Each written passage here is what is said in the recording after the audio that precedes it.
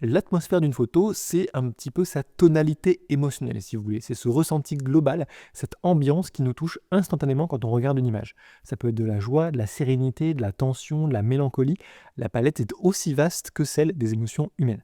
Mais voilà ce qui est fascinant avec l'atmosphère, elle transforme une photo de quelque chose en une photo à propos de quelque chose. Alors laissez-moi vous montrer. Donc voilà, ici on a deux fois la même photo et pourtant vous voyez que d'un côté on a une photo qui est vraiment plutôt sinistre, inhospitalière, ça fait un peu flipper quoi, et de l'autre une atmosphère qui est peut-être plus féerique, plus accueillante, et pourtant vous voyez c'est à la base la même image. Donc vous voyez comme l'atmosphère qu'on met dans une photo, alors ici qui a été renforcée à la retouche, mais c'est pas toujours le cas, hein. Des fois c'est quelque chose qui se fait plutôt à la prise de vue, mais dans tous les cas vous voyez comme l'atmosphère peut vraiment changer complètement l'émotion que peut dégager une image.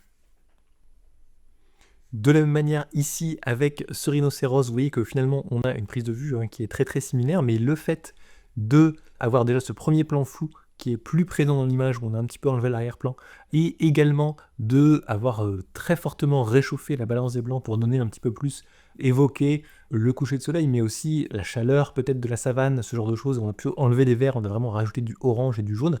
Ça évoque quelque chose de différent émotionnellement. C'est plus peut-être lié à l'aventure, ça nous renvoie peut-être à des images qu'on a un petit peu dans la fiction, puisqu'on a des couleurs qui sont un petit peu exagérées par rapport à la réalité.